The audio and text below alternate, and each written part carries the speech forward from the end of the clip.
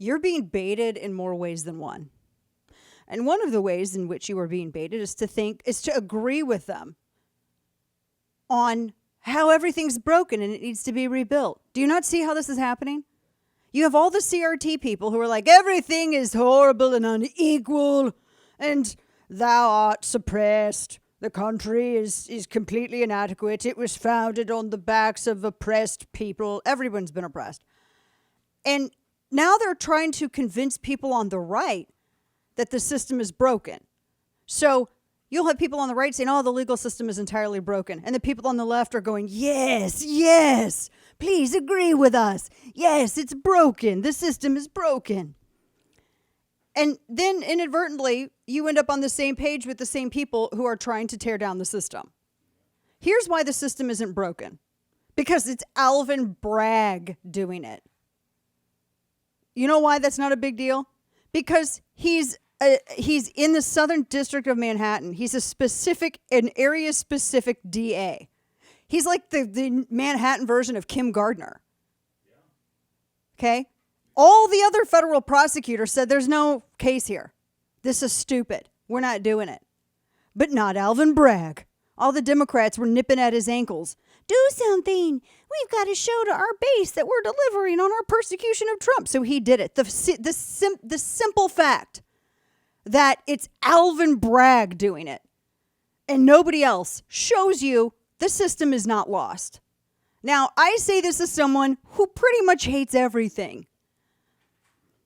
And it's not lost. Do not be baited into agreeing with these CRT stooges. Because then you think that you're rebuilt. You're being baited by them and emotionally manipulated by them. They are very good at this. This is all they have. They have one set of skills in life, people. They're not even like, Liam Neeson from I have a particular set of skills. They're not even like that. This is all they have. So they're actually quite good at it. They're very good at manipulating people because they have turned laziness into an art form. They are so lazy, they can't be bothered to be self-sustaining. They can't be bothered to make their own decisions. They have to create all of these entirely ridiculous and redundant government agencies and to tell them what to do, to tell them what to wear on their face, to tell them how many calories they should have in a day, how many vitamins they should have. Don't eat cookie dough. Don't don't lick toads. Don't do all this other. I mean, they literally have to be told this stuff. They turned laziness into an art form. You cannot allow these people to emotionally manipulate you just because they got good at being lazy. And as their only active phase is to manipulate other people into doing what they want them to do because that's their form of activity. Do not be manipulated by these people. Do not take the bait. So, to that point, we're watching the media watch Trump Tower. It is really wild. It's like, honestly, watching the media react to things is like going to the zoo. It really is it's like going to the zoo because they're all absolutely bonkers. The way that they're obsessive, they don't actually focus on the super important stuff. And they're really, like I said, they are really trying to manipulate you with this. I've seen some of the footage. I know that there are some protest. There's more media than there are protesters up there. Everyone's like, it's a chaotic scene. Just don't. They would love to have they would love to have like some kind of violence and so that they could blame it all on the Trump. They would love that. So CNN, so apparently I guess there's not going to be a mugshot. I don't know. I was thinking about this a little earlier, and I have a piece that I'm working on. I don't know if it'll be ready by tonight, but it'll be ready at some point this week. Because I think that people are reading the media wrong on this. And I want you to hear, I want you to remove any feelings that you have about anyone in politics for just a moment. I want you to suspend all ties, all loyalty, and I want you to look at this very, very logically, very Vulcan-like, very clinically. I was thinking about this when I saw some of CNN's coverage.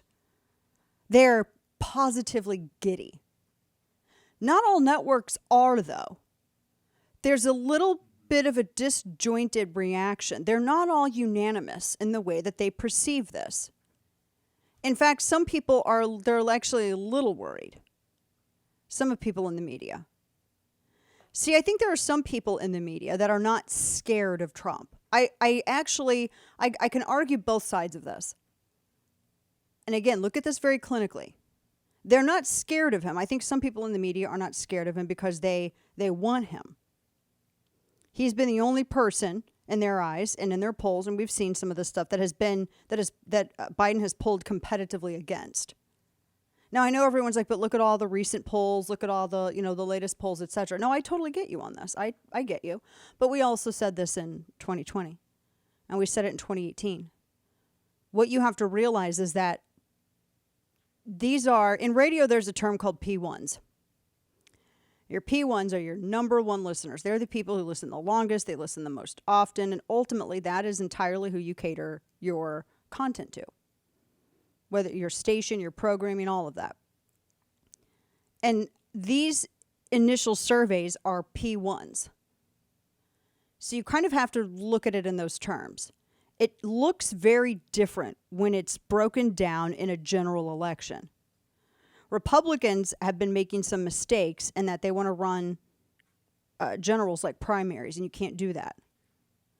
So to my point in the media, I think there are some that are not scared of him. They want him. They want him because he's the only one that Biden has pulled competitively against. They want him because Republicans have not been able to figure out how to deal with split ticket voting. In 2018 and 2020, it's a phenomenon that we have yet to remedy. And honestly, the party better remedy it, because it may not matter who the nominee is going forward if they don't get this fixed.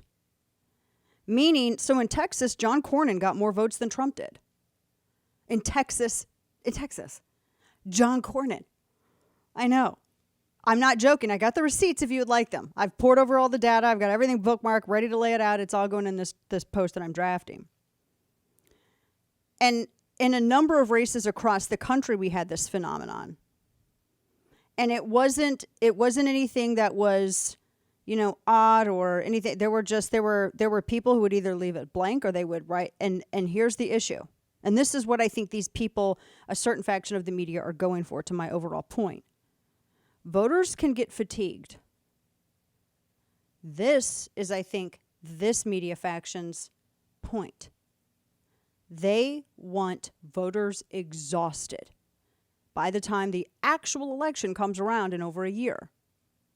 They want voters fatigued by nonstop drama. They want voters to look at this as though, because this is voters back in 2016 and going into 2018 and in 2020, people voted the way they did because they elected someone to fight for them, to fight for them.